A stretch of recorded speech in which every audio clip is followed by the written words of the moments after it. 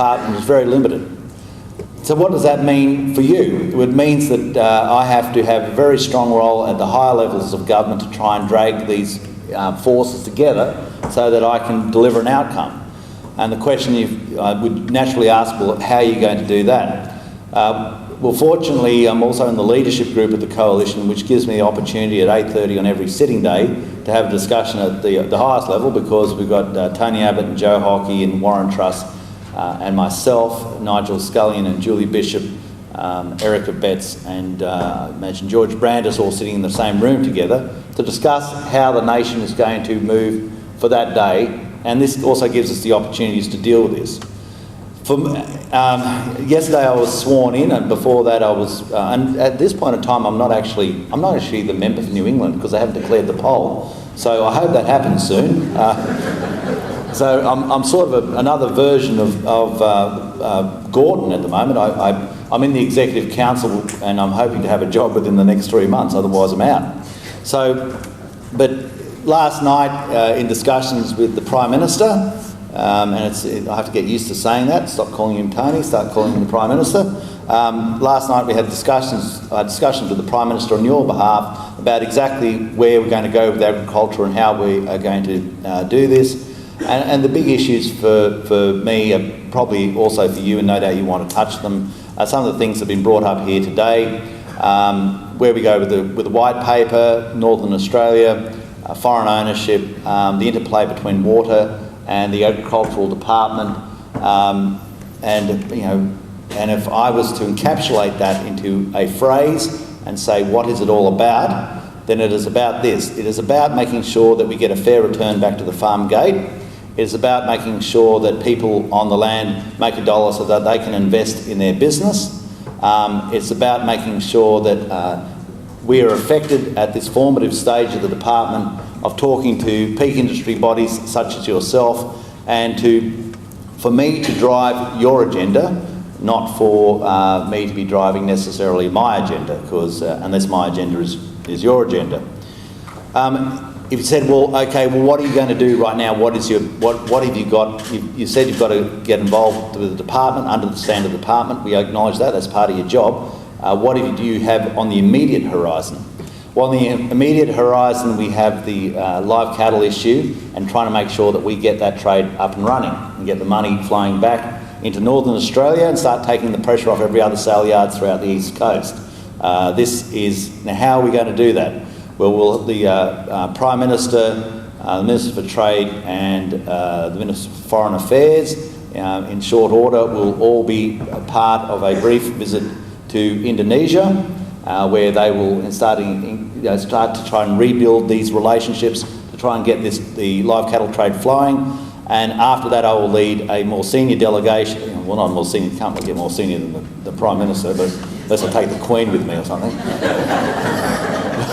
But in short order after that, I'll be taking a trade delegation to Indonesia to try and make sure that I do my part in a one-on-one relationship at a trade level, and also at a personal level with the decision makers in that nation, so that we can start to create those connections that you people did such an admirable job at building up, and unfortunately the previous government assisted in a great way in destroying, but now we have to work towards that.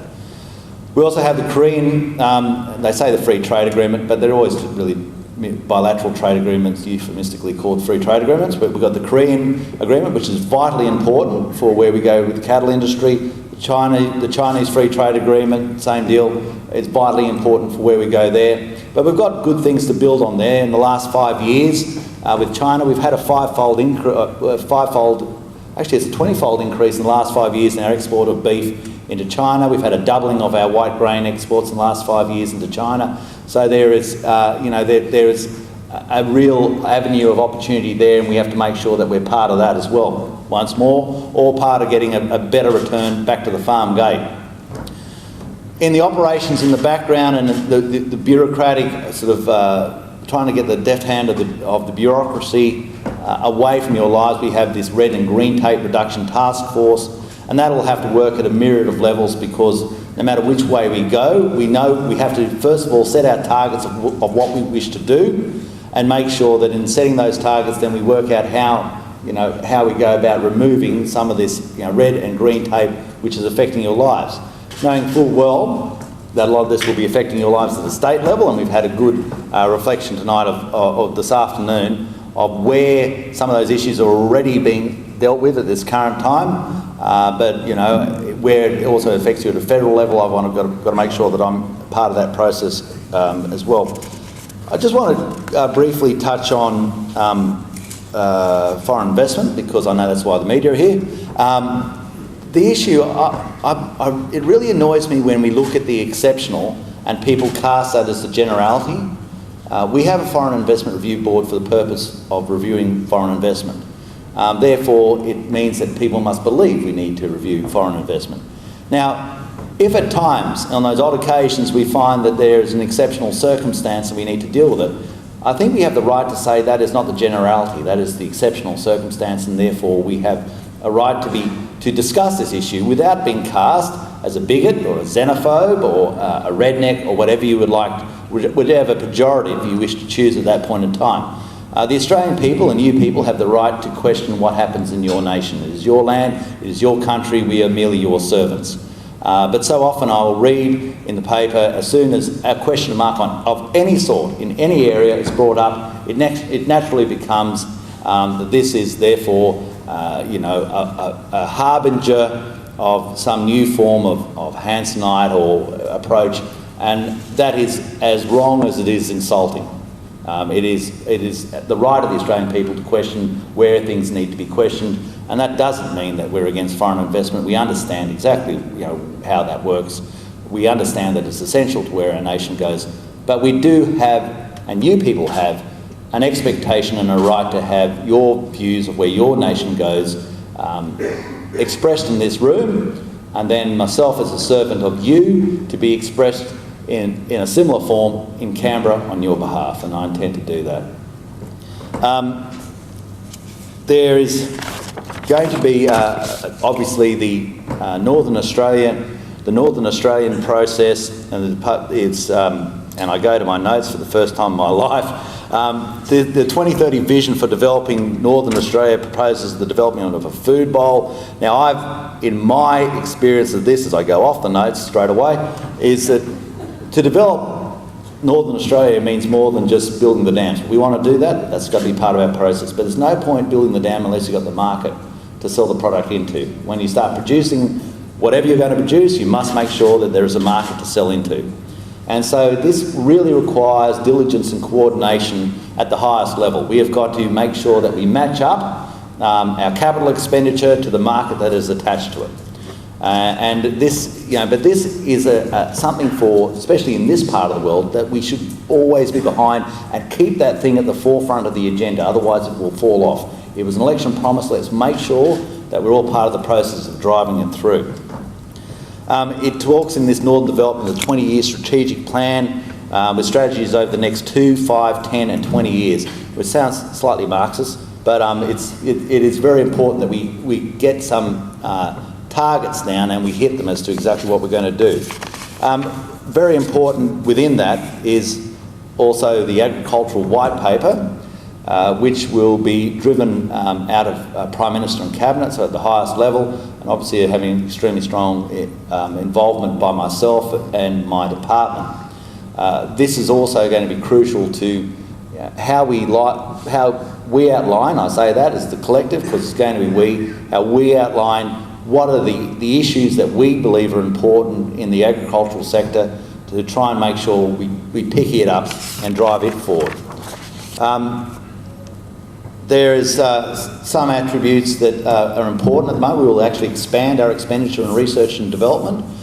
We're seeing research and development gets a real return back to you people. For about every dollar we spend, we get about $11 return. So it is a good area to be. And if we are going to be smart in the agricultural sector, we've got to be at the forefront of where we are going with agricultural product. If you want a large food producer, then India will do it for you. They're a very large food producer, so is China. Obviously vastly bigger food producers than we will ever be. So the issue is not producing food, because Anybody can do that. The issue is producing a product that people want to buy. That is where the trick is. The trick is also producing a product that people want to buy and developing the markets for which we can deliver that product into, and developing the relationships so that we get the free flow into those markets and the capacity to get a greater dollar back to your farm gate. But we must, to stay at the forefront, it won't happen by divine intervention. We must make sure that we continue to invest in research and development, because that is where our strategic advantage has lay in the past, and I presume that is where it's going to lie in the future. We will be up against some challenges. The challenges to see already, I was reading a report this morning about the almost exponential increase in the subsidies in China into their food production areas. And this is something that we just have to live with. I don't think we are going to be the beacon of light telling the world where to go. It didn't work in the climate change debate. I don't think it's going to work much in other debates. We have to accept where the rest of the world is and deal with it. And so I imagine the Europeans are going to continue subsidising their farmers, and the Americans will continue to inform to subsidise theirs, and the Chinese will do theirs, and we have a massive debt, which is our problem. So we are not in a position to do it. So we have to be at the forefront and smart in how we work our way around these issues. But this is a new reality, and that reality is, if you want to see it, I think you'll see it in the, with all respect to Sue, you'll see it in the Financial Review today. So there's a good piece in there about precisely that. Biosecurity, I hope I'm not boring you to tears. I have to put up with this for hours in the department. I'll give you as a segue to that. I had one of the departmental officials in my car the other day, and I went and picked up my kids from Brisbane, and they're at boarding school there, and I was driving them down to Tamworth, and to be honest, I'd just driven up the night before, so I was pretty doughy, and I said to him, listen mate, the first job you've got to do, he said, what? And I said, you've got to drive this car because I'm about to fall asleep.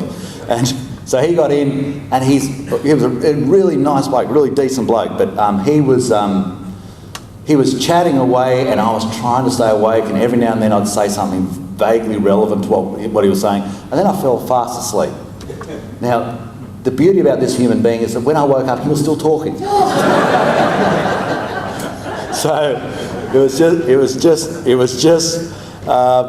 just like I was plugged into a computer. And but anyway, so we've got a range of things. Biosecurity is going to be vitally important, and and half of the department, ladies, we've got a department, ladies and gentlemen, of around about 4,500 people in the agricultural department, and over half of them is employed in ways that affect biosecurity, involved with biosecurity. So biosecurity is a vital component of our nation, and as we all know, especially you people in the northern part of our nation, if we had TB come into here, it would decimate us. If we had screw fly come into here, it will decimate us.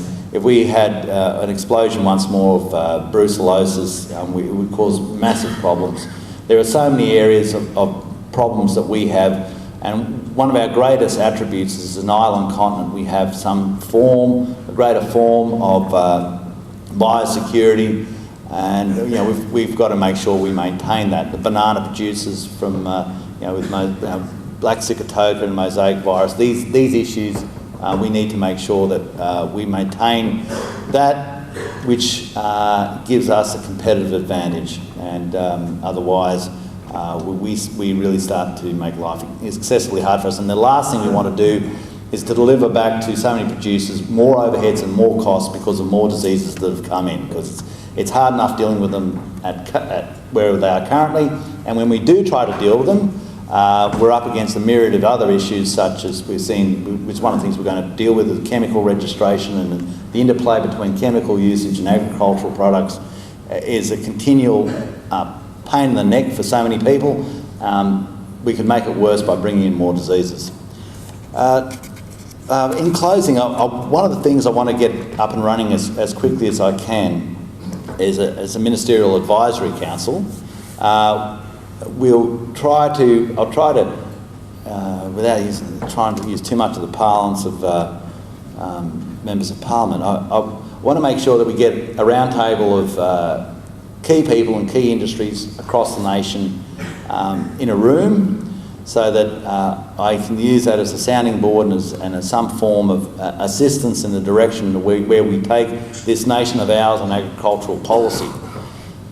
I don't necessarily want peak industry bodies involved in that, because they will get access to the door in any case. They may be, but it doesn't have to. It's not going to be a case of just reinventing the National Farmers Federation or reinventing AgForce, because anytime the good people of AgForce or the good people of the Victorian Farmers Federation or New South Wales farmers want to come and see me, that's what I'm there for. They'll get access to it. But if we can go around the nation and make sure that we have a group of people who can be frank and fearless with their advice, who can basically sit down and say, well, this is the way I think the direction should go, then I'll give my best endeavours to use that as some way, shape or form of affecting the policy that I have to deal with. This is going to be, we have a great opportunity. In closing, we have a great opportunity.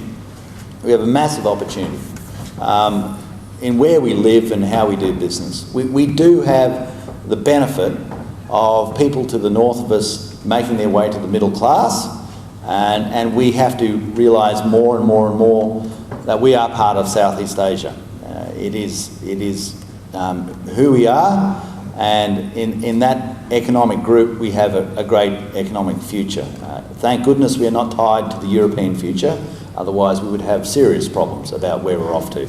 So we're a part of Southeast Asia, and I think more and more, as long as we have stability in that area, then there's a great economic future for us. My own family has had, in varying forms, an involvement in this area. As I said, doing kitchen cabinet, that with all my family sitting around the table, they look like the damn United Nations. We got them from every corner of Southeast Asia.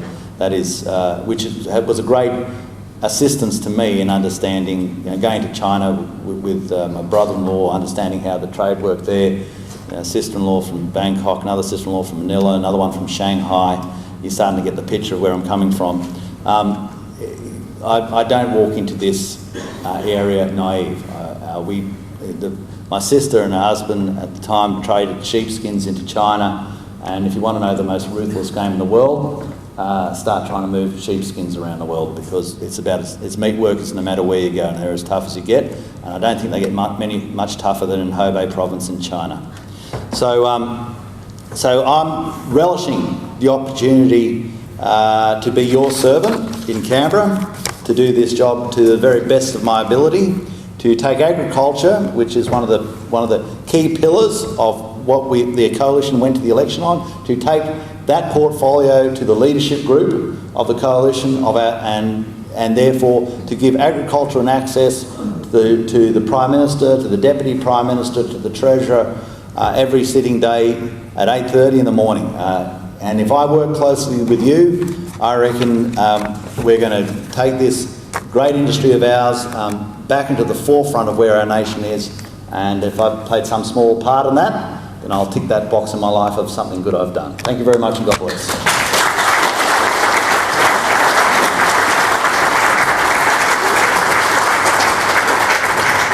Thank you, Minister. And the Minister has agreed to take a couple of quick questions. While my introduction was fairly brief, I will take the liberty now of making a couple of points, if I may. And certainly, when you began, you talked about not being a font of knowledge. Minister, if you want to see what a font of knowledge looks like, this is what it looks like. So we have an enormous amount of knowledge in this room. And you also talked about a round table where people can give frank and fearless advice. And I would suggest that now when we open up for questioning, we might see a couple of frank and fearless questions. So, Minister, we'll do our best and we'll start. So we've got a couple of microphones. Put your hand up. We've got time for about 10 minutes. When you ask a question, please state your name and where you're from. Yeah, Minister, Arthur Gearon from Chinchilla. Yep, Arthur. GrainCorp. Yep. Where's the coalition at that? And I suppose I asked that question stating AgForce's position, which is we're not opposed to the sale, but we want to see certain issues addressed if it goes ahead. Arthur, obviously you know that I've expressed my concerns in this area, and I'm at this point in time trying to make sure that we give some space for the proper deliberation of this, knowing that I don't have to repeat those concerns. Everybody knows exactly what they are. And, you know, I will be, as I said, one of the people who's, you know, at those leadership meetings. Arthur is the treasurer. He's aware of my views. I've expressed my views. It's now a case where the technicality of it, Arthur, is this, that there is no legislation that comes up about GrainCorp. Okay? There is not a bill that's going to be there called the Passage of GrainCorp Bill. There will be no regulatory instrument that's going to come before us. It is really now a decision of what goes to the Foreign Investment Review Board's deliberations and then agreed to or not by the Treasurer. What I'm absolutely... so if you said, well, what is the coalition's position? Well, if you know the position that, obviously the National Party had serious concerns about that, you know that. And what were they around? Well, they were around the capacity for the monopolisation and therefore exploitation of the farm gate. That is not something I think it's anti-market to bring that up. That is actually saying where something actually takes away from the market pressures is where we have to be truly concerned. The power of the GrainCorp deal is obviously the capacity of ownership of receivable sites up country, the ownership of ports, that they're an end user in many instances, the control of delivery slots through the rail, through the transport networks. And what is really, Arthur, in the forefront of my mind? The forefront of my mind is I've got to make sure that you don't get exploited. I've got to make sure that at the end of the day you're getting a fair price for your product. And I can't unscramble the egg, Arthur. If it doesn't work, it's too late then. You know, you're stuck with it.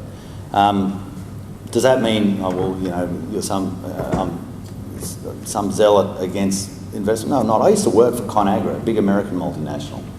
So, I'm completely au fait with the benefits you get from foreign investment. When ConAgra owned AMH, I was an accountant for them. I also know how you can make a buck out of it. I know that whoever buys it will make a buck. I'm just going to make sure that they make a fair return out of you and don't hold you over a barrel. Up the back, Alex.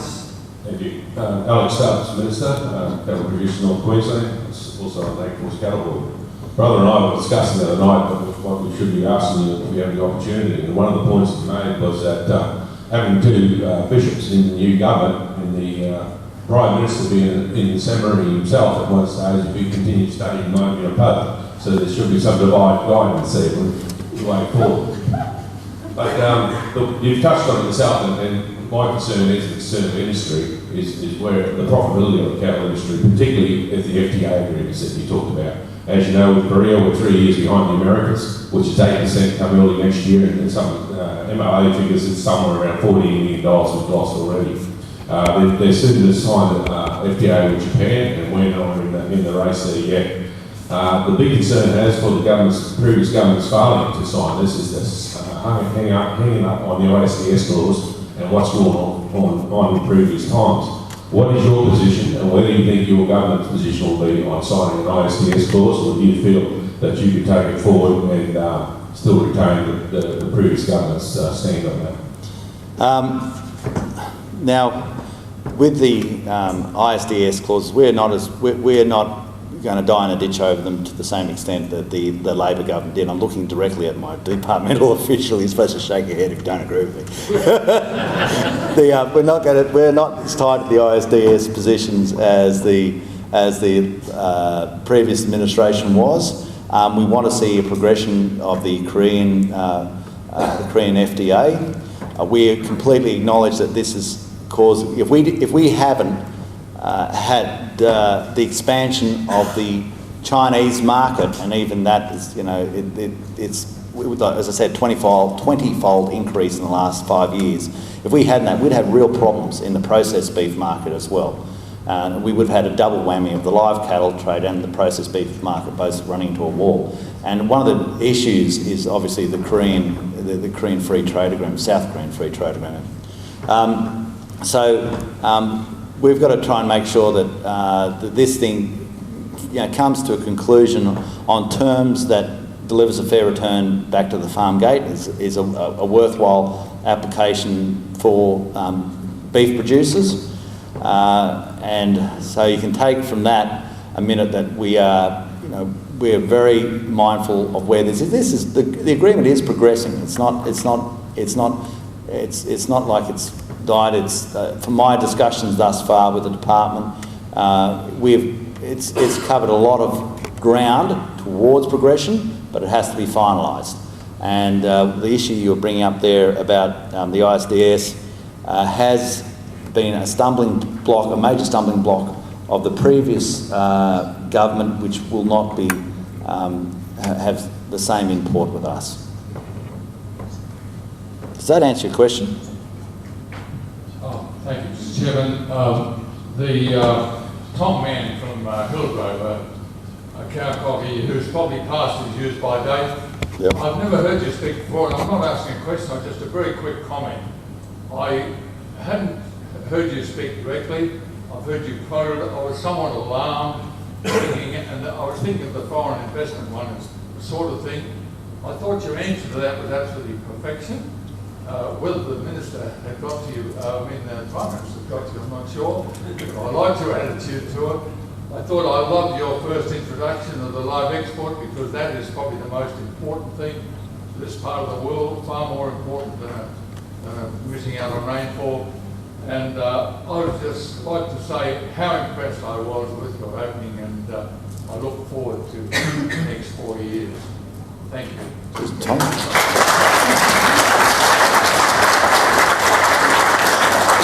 Well, Tom, I just hope you're in my electorate.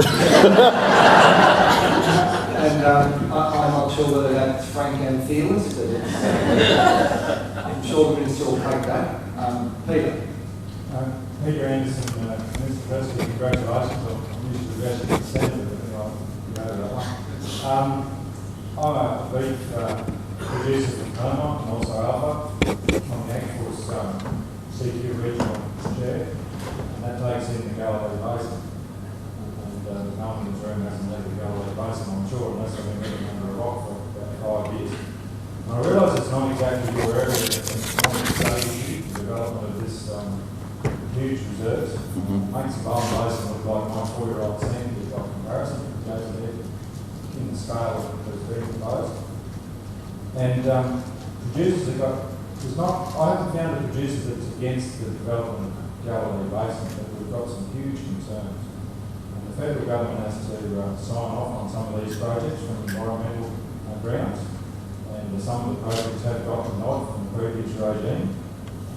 I just want to raise the issue with you. If you have a chat to Minister Hunt next time he sees one of these come across his desk, and have a very, very good look at it. Because we have been unable to communicate successfully with the Queensland Newman government on these issues. And the closest that any minister has come to these proposals is 200 kilometres away. He gave us an hour and a half, and he sat there his whole time playing with his iPhone. We're not very impressed with the Newman government at the moment. And we're worried about the environmental impacts of these projects, because they will come and go, and they'll be gone in 50 years' time. The legacy will be there for thousands of years. And just for a little comparison, we're talking about mines that have got a strike distance of 35 kilometres long and 5 kilometres wide. That's the pit. Bowen Basin, a big mine in the Bowen Basin, the strike distance is 5 kilometres by 2 kilometres. We're talking about development that hasn't been seen before. Now, just for the record too, I'm currently being represented in the Land Court as we speak. I'm trying to make an agreement with one of these companies. I've done a lot of media, and I'm not saying anything that I think's going to get me into trouble with the court. But landowners are very concerned about the impact on underground water and also flooding from the rail. Now, I don't know if you've got to make a comment, but I just wish to bring it to your attention that we're very concerned about the impact to agriculture and as a federal aid minister, if you give us a guarantee that people who will watch on minister as to next time the federal government approval is needed, and the minister Hunt to pay particular attention, because I don't think it's good for Australia. Some of these proposals are going to fail, especially the roll-on and the flood-on. And I think the biggest problem there, the proponents of that rail corridor never intended to operate. They've subsequently sold those approvals to another company. And I think it's going to end up in tears, and Queensland and Australia is going to be left with the problem. Thank you. Well, thanks for that, Peter. Peter, or as everybody understands, one of the we'll all need the wisdom of Solomon is the interplay between mining and agriculture. Peter, from my own family, who's been to the Land and Environment Court in one of our places 3 times and lost twice and won once. I'm very aware of this issue, and my own property it's been described in less than glowing terms. One of them that we have at Barnaby managed to make its way to the front page of the Sydney Morning Herald and every other edition of the Fairfax masthead, because I have an exploration licence over one of my places. So dealing with the dilemma that our largest export is coal, and the resource alone in the Surat and Bowen Basin is about equivalent of the East Texas in oil and barrel of oil equivalents, about equivalent to East Texas gas fields, oil fields. So it's huge, and the Galilee is on top of that. My role in this issue, Peter, and I'm not dodging it, is predominantly as someone who lobbies the states on the jobs that they do. But I will, lobby them vociferously if I feel that people are not being dealt with fairly. My knowledge of the area, having lived in Emerald and lived in Charleville, and also with good friends who at Springshaw, probably not too far from you, I won't give their names away, but obviously with my kids at boarding school, I get reports back continually about what's going on in this neck of the woods. And I'll make it my job to get out there nonetheless, and to have a bit of a poke around and find out what's going on. And if I can be a greater advocate on your behalf for where there is an injustice, I'll do precisely that.